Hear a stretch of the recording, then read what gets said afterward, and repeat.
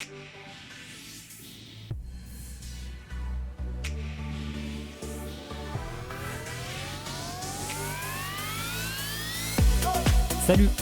nous sommes de retour pour vous jouer un mauvais tour.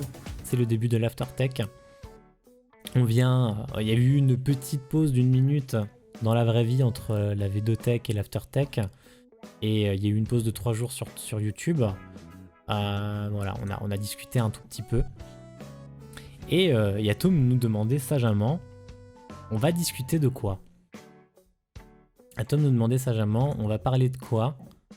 Au début, j'étais parti sur une idée, mais je voulais aller amener cette idée un peu plus loin. Et là, je voulais parler d'un petit autre chose. Puis on va parler un peu des difficultés à vivre au Japon. Vous n'êtes pas sans savoir qu'à l'heure présente, dans le présent du 15 mars 2021, la saison finale de l'Attaque des Titans sort au rythme d'un épisode par semaine, dimanche 18h36, vraiment une autre heure au Japon, décalage horaire, et nous on l'a juste après eux, directement sur Wakanim. Ouais, je crois que c'est Wakanim si je dis pas de bêtises. On l'a directement sur Wakanim. Et donc généralement les serveurs sont fumés.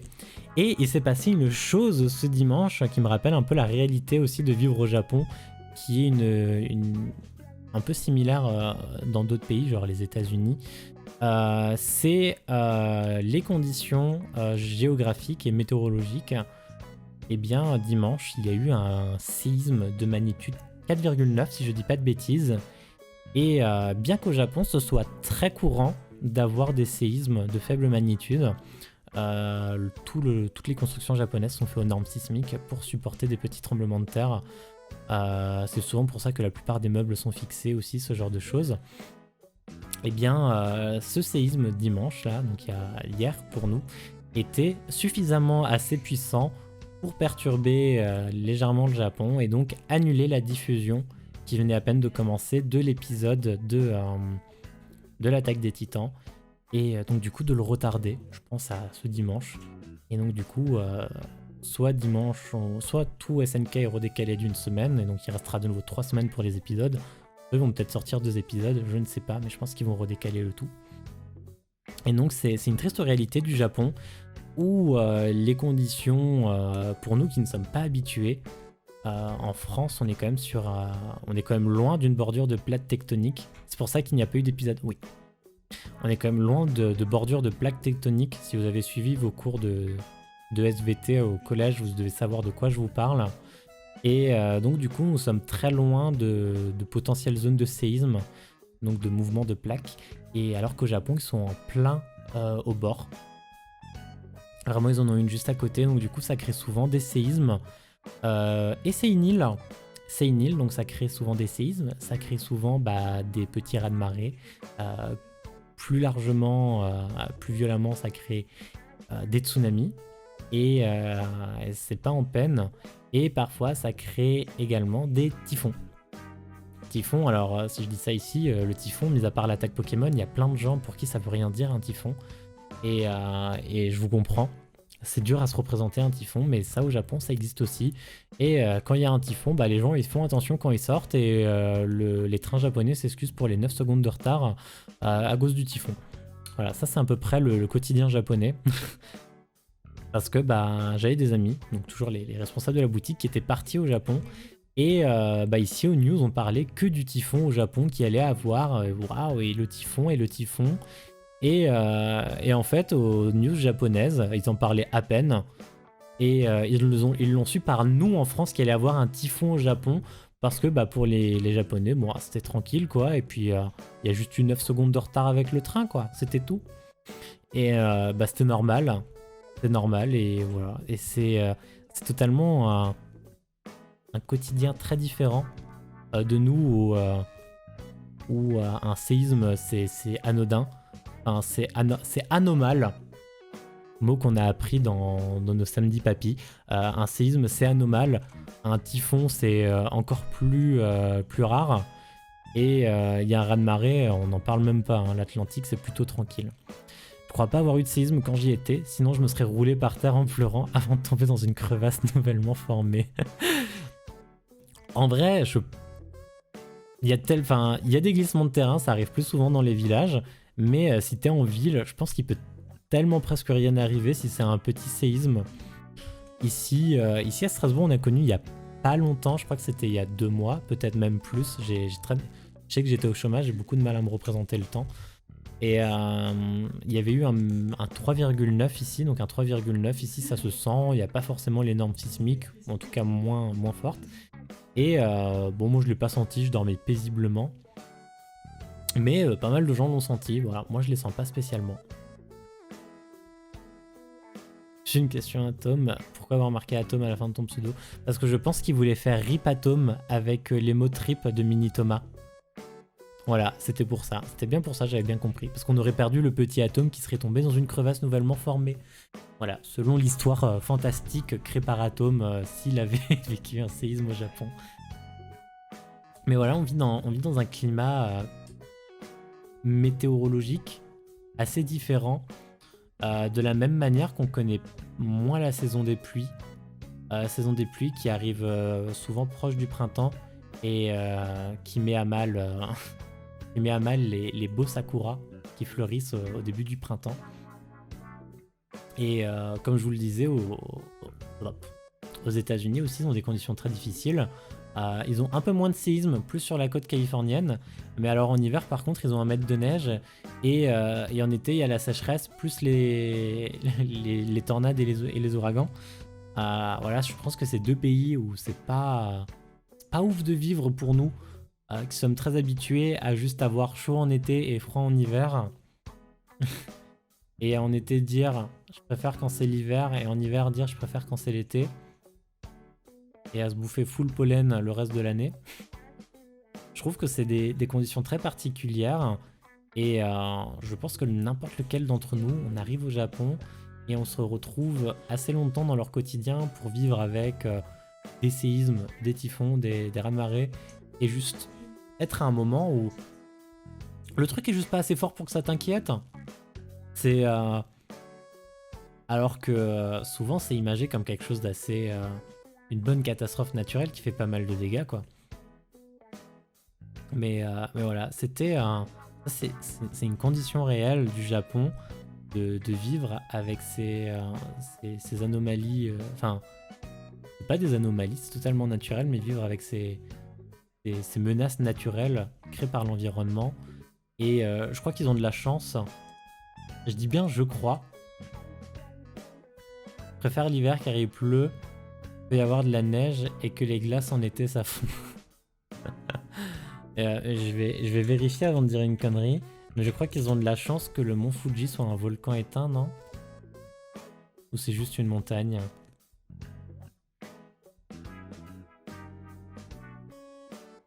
Non, c'est la source de leurs problèmes, mais pas pour le fait que c'était un...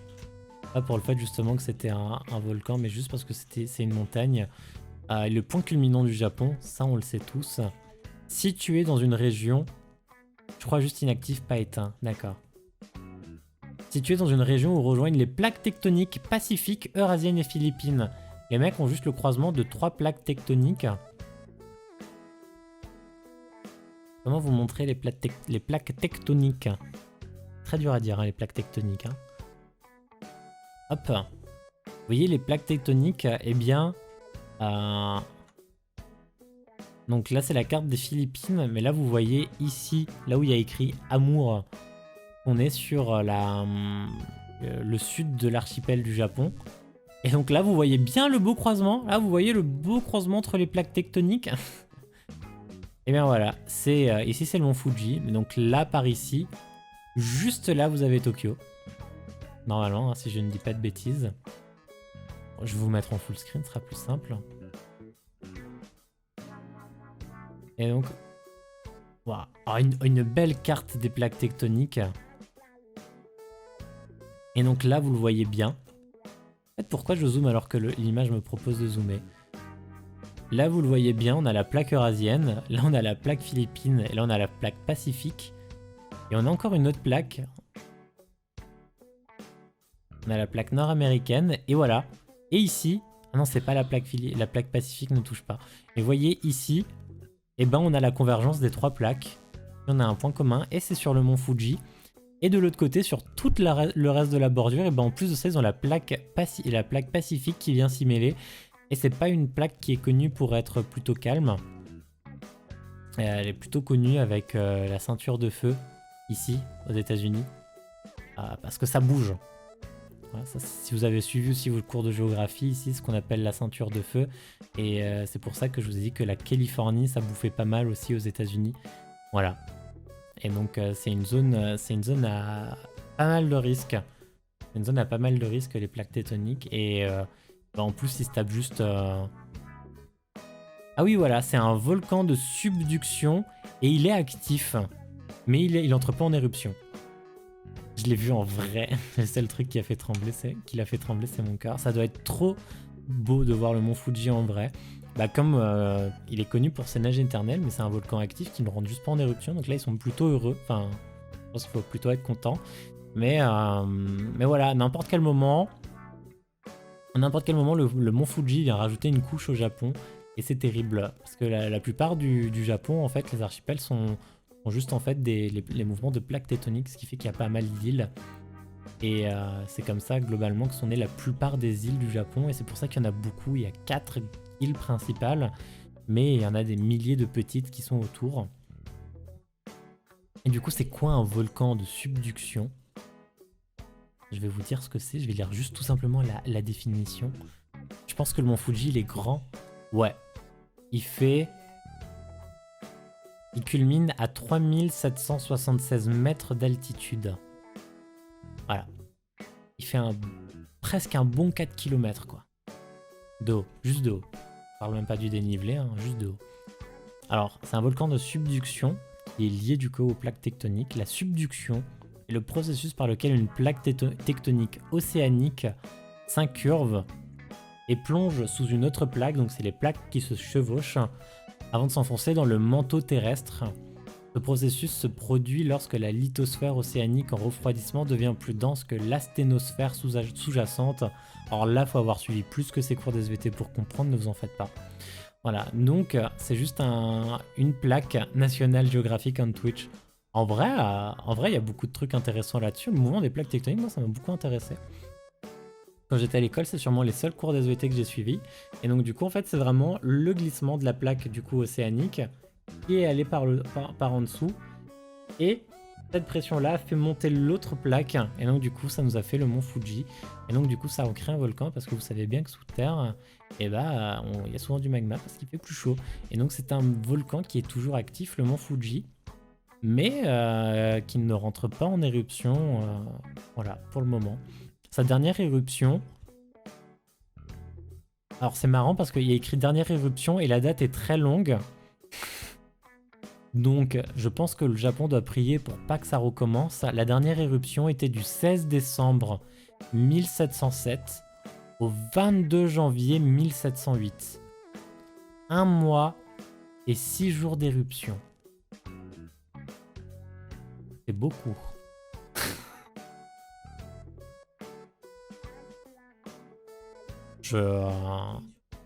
Généralement, dans les films, on voit des éruptions plutôt courtes. Trop bien ces lives où tu nous expliques des trucs comme ça. C'est vrai. C'est vrai, vous aimez bien. Moi, ça me fait peur que ça vous ennuie en vrai.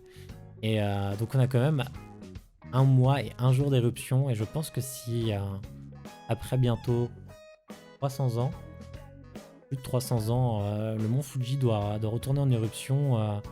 Je pense que une grosse partie du Japon va prendre cher. Parce qu'il y a pas mal de villes pas trop loin, bien que ce soit assez isolé. Mais je pense qu'ils ont pris leurs précautions. Pour parler un peu plus, il y a quelque chose qui s'appelle Histoire éruptive sur la page de Wikipédia du mont Fuji. À la suite d'une phase du vieux Fuji, une période de 4000 ans d'inactivité s'est déroulée. 4000 ans sans entrer en éruption, il est plutôt sympa le mont Fuji. Pour prendre fin, il y a 5000 ans avec la phase actuelle du nouveau Fuji. Les éruptions du mont Fuji présentent des coulées de lave, normal.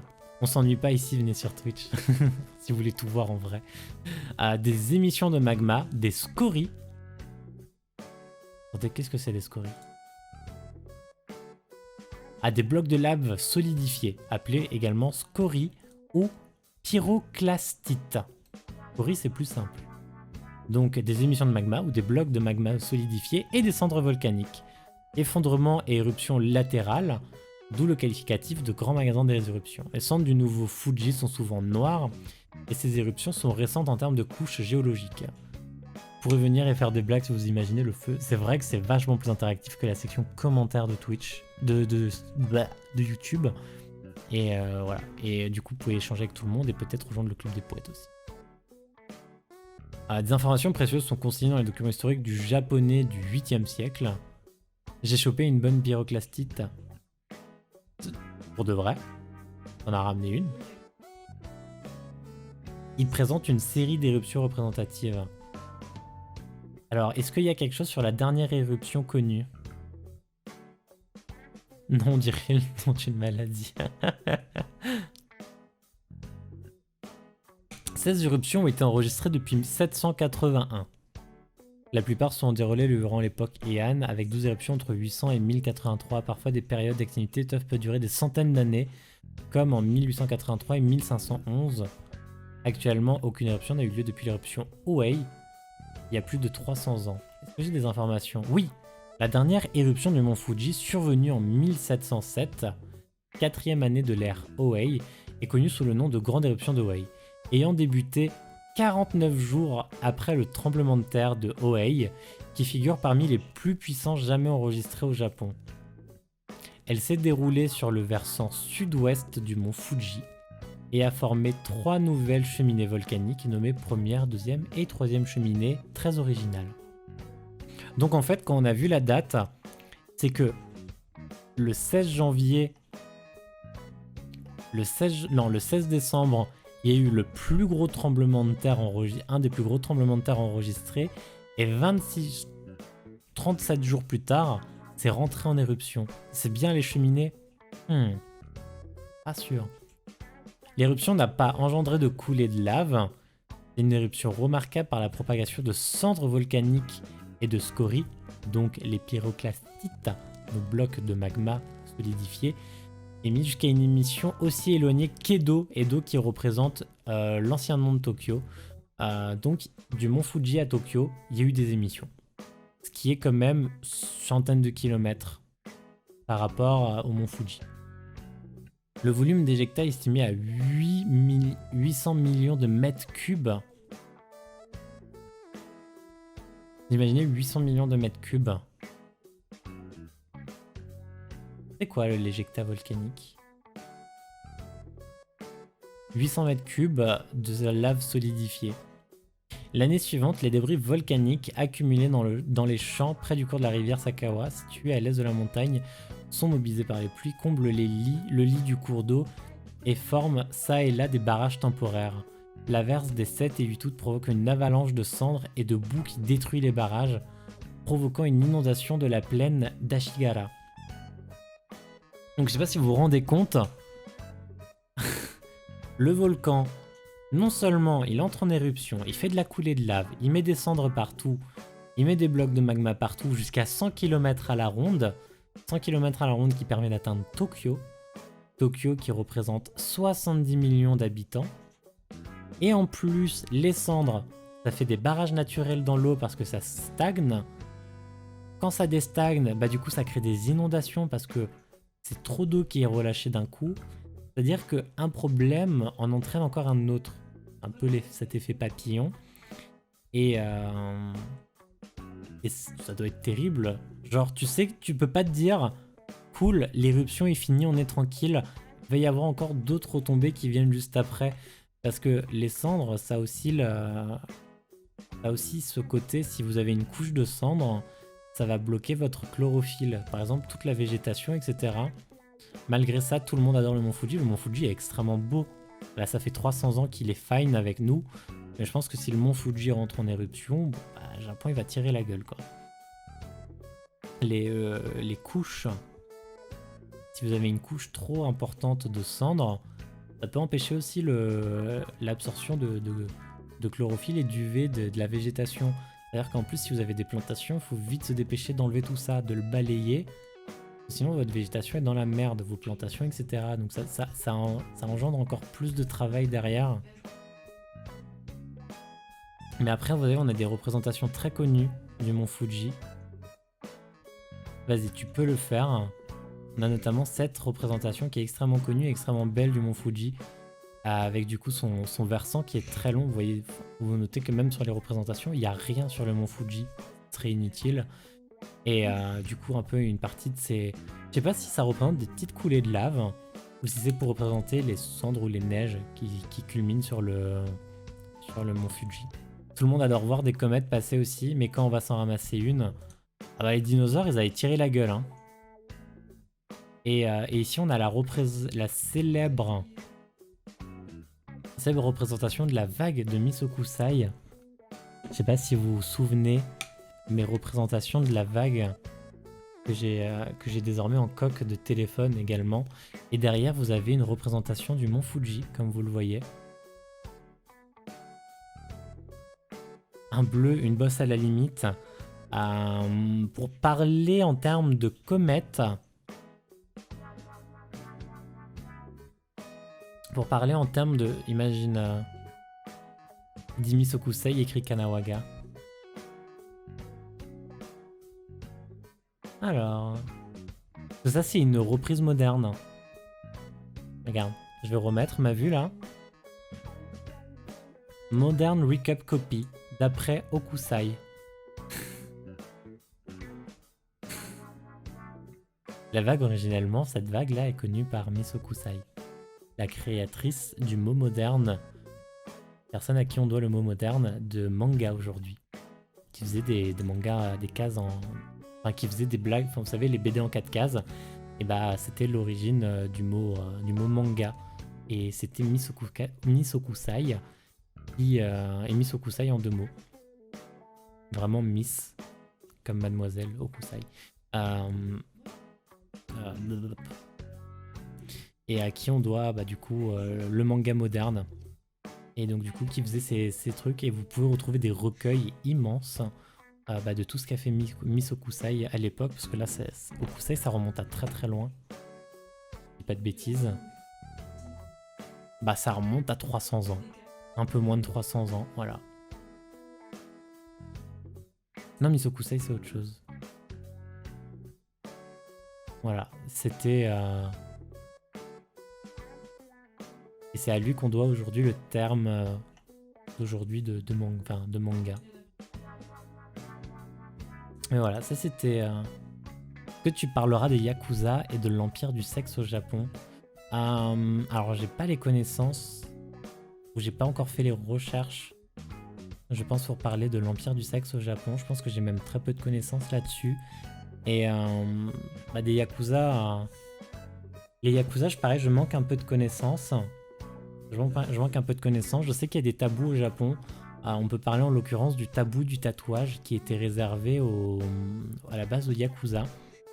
Et si vous avez lu quelques tomes, je veux savoir pourquoi tout est flouté. Ah, ça. Bah ça, je pourrais essayer de me renseigner. Là-dessus. Mais par exemple, au Japon, il y a un gros tabou. Donc les Yakuza qui sont un peu représentés comme les... Enfin, qui sont pas représentés, c'est les gangs. Un petit équivalent de mafia, on va dire. Hein. Donc de gangs de délinquants. Et généralement, les Yakuza sont les seuls à être tatoués. Yakuza, bah du coup, les Yakuza, on peut en avoir des références dans les mangas que j'ai déjà présentés. On en voit un dans les vacances de Jésus et Bouddha, qui va d'ailleurs prendre Jésus pour un Yakuza parce que Jésus est tatoué. Et donc du coup, il voit une personne tatouée, il se dit bon bah c'est un Yakuza, donc il le prend pour un ancien membre de gang.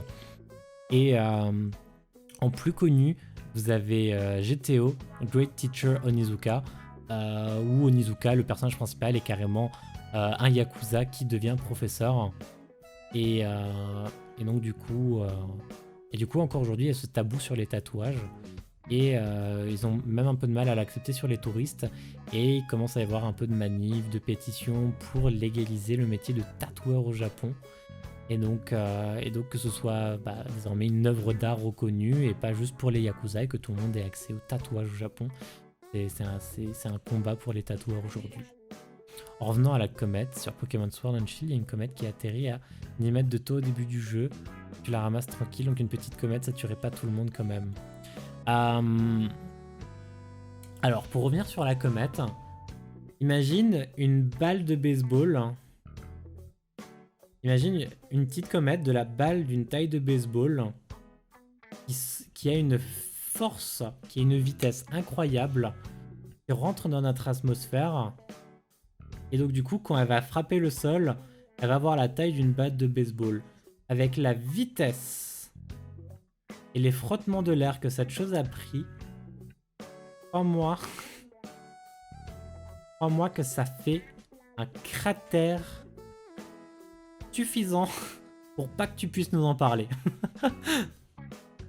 Quand je fumais dans les restos là-bas, ou que je squattais les saunas en mode manspreading, ouais, c'est pas classe dans les saunas, mais bon, et des gains de badass, je me prenais pour un yakuza, j'en pouvais plus. C'est vrai que ça doit donner un petit côté particulier de dire que tu peux refumer dans un resto, chose que tu ne peux plus faire chez nous. Mais là-bas, ouais, ça doit faire un peu particulier, où tu parles avec la grosse voix et tu fais « Oh, okurumashita, eh !» Parce que la grosse voix est souvent réservée aux yakuza, hein, attention à préciser. Alors qu'il y a des tatoueurs Jap incroyables. Les tatoueurs Jap ont un talent exceptionnel. Hein. Et c'est très dommage que leur art soit reconnu tabou pour l'instant. Parce que, bon, bah, ils tatouent peut-être que des yakuza, mais ils font un sale taf. Hein. Ils font un sale taf. Et je pense qu'économiquement, le Japon aurait beaucoup à gagner. Ça va créer de l'emploi. Les Japonais vont consommer. Et surtout les touristes. Parce que les touristes...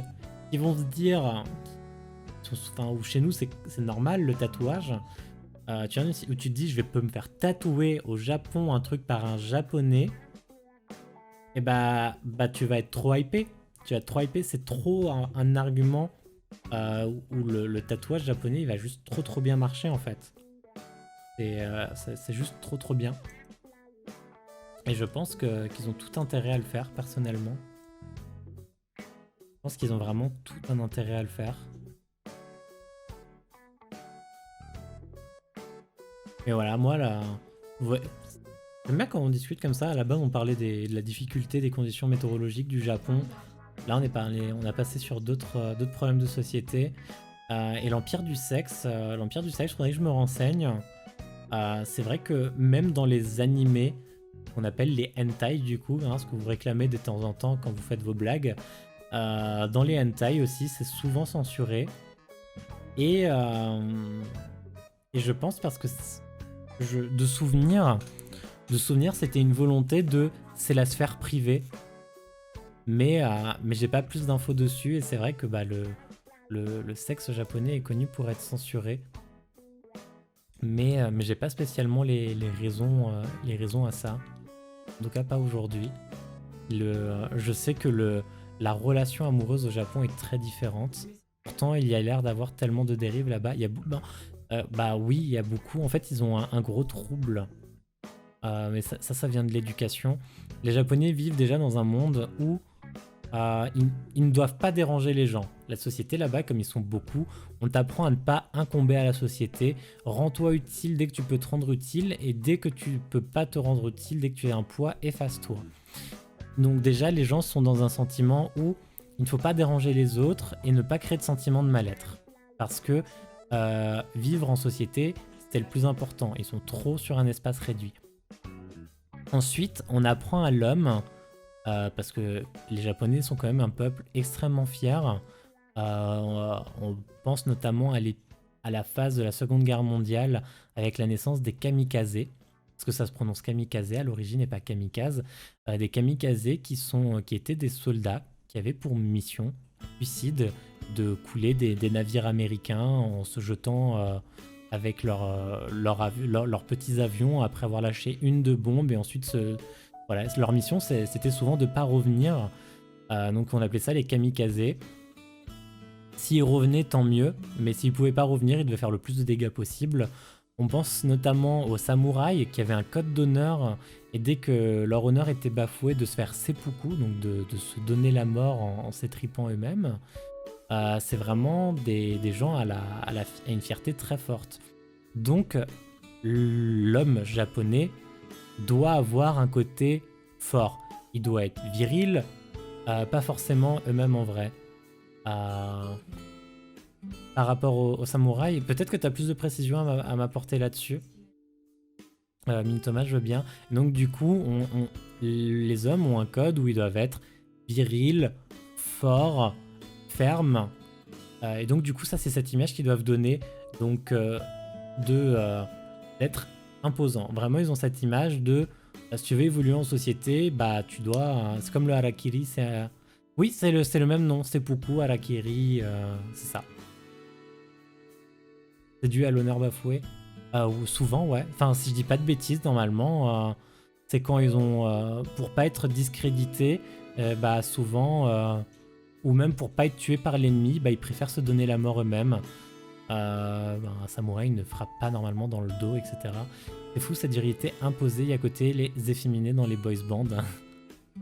En gros, ça pouvait souvent être quelqu'un de confiance aussi. D'accord, ça je savais pas pour cette partie, Thomas.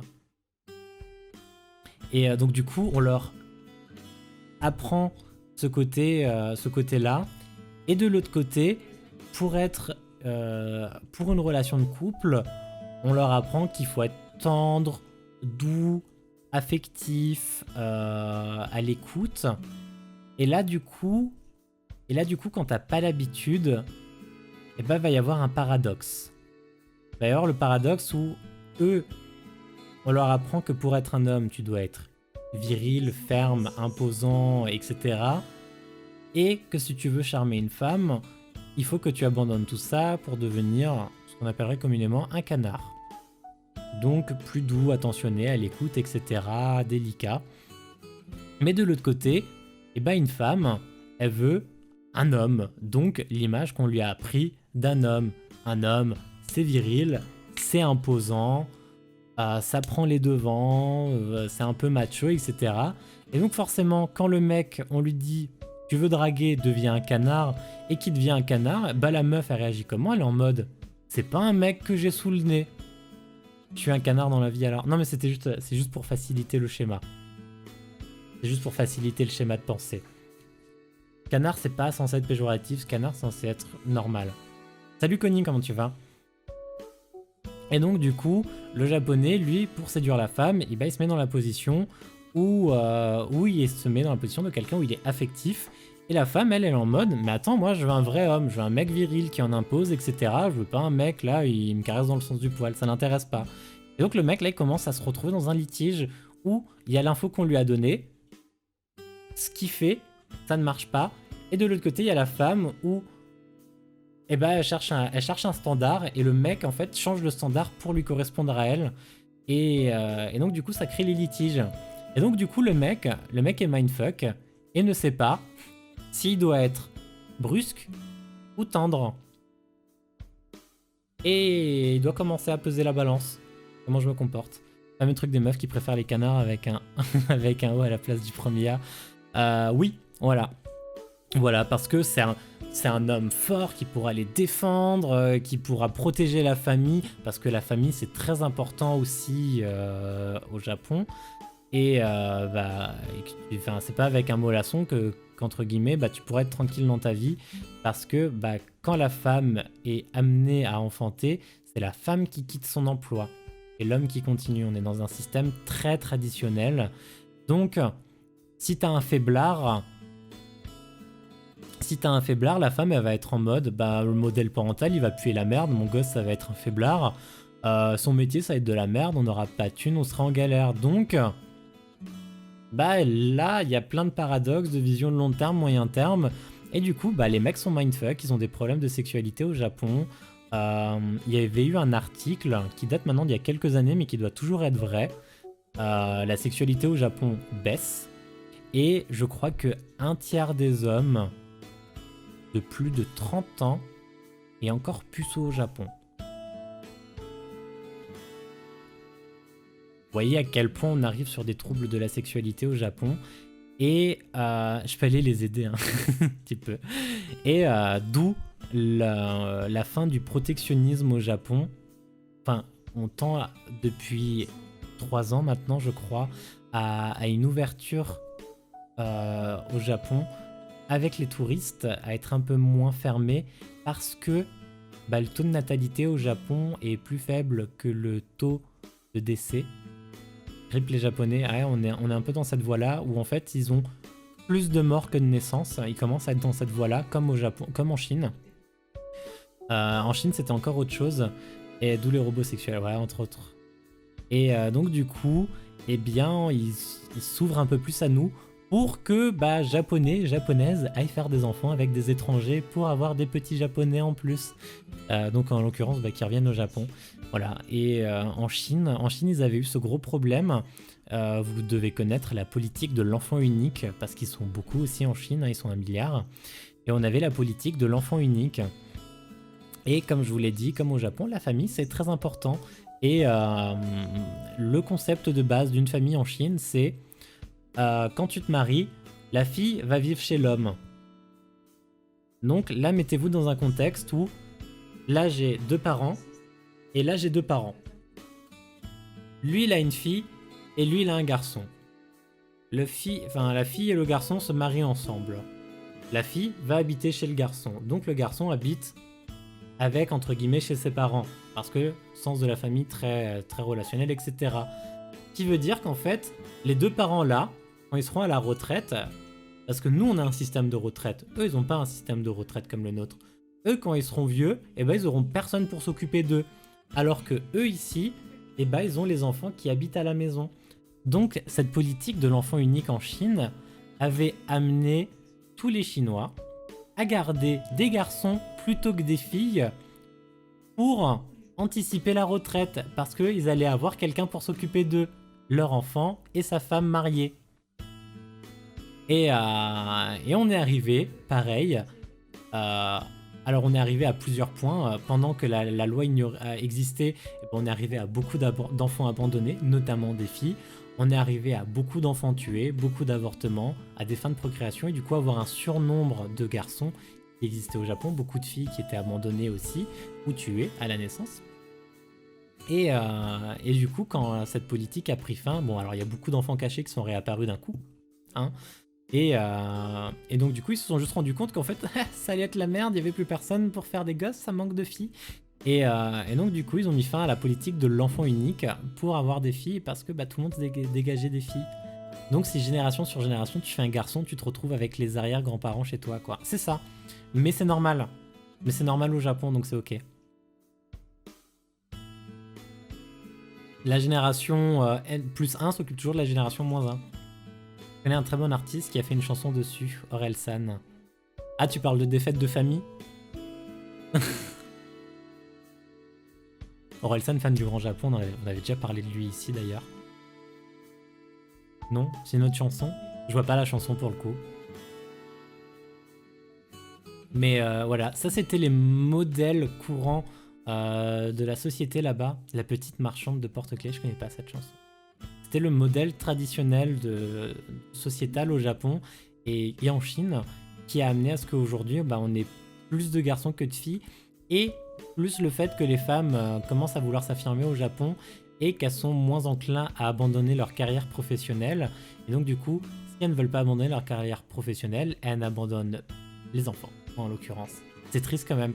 C'est triste que des modèles sociétals mettent en péril comme ça des civilisations.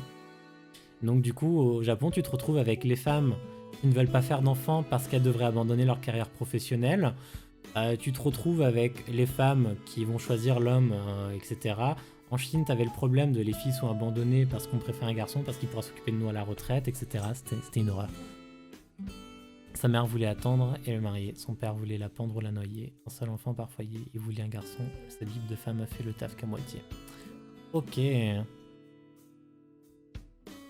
savais pas qu'il avait fait une chanson dessus. Et donc du coup, on a en Chine, il y a quelques années, la politique de l'enfant unique qui a pris fin. Parce qu'ils se sont rendus compte du problème. Bon, un peu tard, hein, alors que démographiquement, c'était pas difficile à anticiper. Et le Japon qui, lui, a un peu moins fermé ses barrières à l'étranger pour qu'on recommence un peu à procréer au sein du Japon. Ça connaît les paroles par cœur. Oliel, avant, elle allait voir Orelsan 3 fois dans l'année, donc je n'ai aucun doute sur ses connaissances en chansons sur Orelsan. Elle a d'ailleurs un très beau vinyle encadré. Voilà. Alors, ça, c'est une grande fan. Hein. Là, je peux te dire de source sûre, la source étant moi-même, qu'on a une grande fan. Donc voilà, c'était nos démographies, japonaises et chinoises qui sont mises à mal. Et, ouais, alors avant t'avais fait le lien avec les boys bands, mais les boys bands sont plutôt coréens actuellement. Fan de mon futur mari. Je voulais revenir juste sur les boys bands. Les boys bands globalement sont plutôt coréens. En Corée, il n'y a pas la même mentalité. En Corée, la seule mentalité étant de tu es responsable de ton propre succès et tu es responsable de ta propre de ton propre non-succès finalement, donc de ta propre déchéance. Donc du coup, la chirurgie esthétique aussi est très très courante en Corée. Orelsan il a recommandé Life is Strange, j'étais tout gaga. Bah, tu m'étonnes, il recommande ton taf, c'est trop bien. Et donc du coup en Corée, bah, on te met... pas pouvoir rester trop, c'est grave chill. Dommage que je suis rarement dispo le soir. Taf très tôt le matin, voire la nuit. En tout cas, c'était grave intéressant. Des oubis Connie. Des bisous à toi, à la prochaine. Je repasserai aussi de voir si je peux dans l'après-midi. Et donc du coup, bah, en Corée, bah, ils sont vachement plus penchés. Ils ont toujours le service militaire, mais ils sont pas dans cette image de l'homme macho qui nous amène à plein de boys bands. Mais par contre, ils les mettent en mode cheap parce qu'ils savent que ça fait vendre, mais pas ouvertement gay. Donc je sais pas s'il y en a ou pas, mais ils acceptent pas qu'ils soient ouvertement gays parce qu'il y a les filles. Mais ils les font cheaper parce que ça fait vendre. Voilà, on les fait se tenir très proches, des petits regards, du zoubi par-ci par-là. Ça fait partie de leur cours de théâtre d'ailleurs, aux boys band coréens de s'embrasser. En tout cas, voilà. En tout cas, de faire croire qu'ils s'embrassent, c'est dans leur cours de théâtre. Et les idoles, ils partent faire le service militaire à chaque fois. Les fans sont en PLS à chaque fois. Je le sais, j'étais en PLS. Ouais, je le sais je m'en doute. Pareil avec tous les fans de K-pop. Et donc, en Corée, on est sur un autre modèle sociétal où juste si tu dois être responsable de ton propre succès, et donc tu dois répondre à toutes les attentes à ton succès. Donc, ça mène souvent à du surmenage. Et donc à du suicide et des dépressions. Et comme tu es responsable aussi de ta propre déchéance, et bah ça mène exactement à la même chose. Voilà, donc en fait, si t'arrives pas à rester équilibré en Corée, bah t'es dans la merde aussi, mentalement. Voilà. C'est des modèles qui font craquer partout. Et les salaryman en plus de ça au Japon, dont on a déjà parlé. Bon, chez nous, il y a aussi des défauts, hein, faut pas croire. Il y a des défauts partout, il n'y a aucune société qui est parfaite. Mais voilà.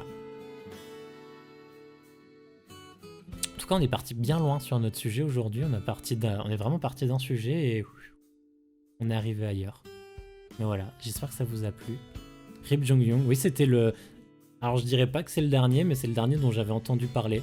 Je pense qu'il y en a sûrement d'autres dont on n'entend pas parler. Et puis, je suis un peu moins la scène K-pop depuis un moment. Donc, mais ouais. Voilà, ça arrive souvent. Écoutez trop Shiny, j'étais sad. Et ben en plus, si tu te retapes les autres chansons après derrière, tu es en giga PLS. Mon chaton là qui essaie de squatter sur moi. Me dis pas que c'est la fin du live. Et si malheureusement Ryuko. Hein. Ce serait bien les lives comme ça. Bah hâte d'être à la semaine prochaine. Déjà, tu sais que ça va faire 2 heures. 43 minutes d'aftertech. Ouais, ça passe vite. Hein. Tu peux pas me faire ça. Alors t'as de la chance, j'étais pas dispo aujourd'hui, du coup demain c'est Pokémon. Voilà.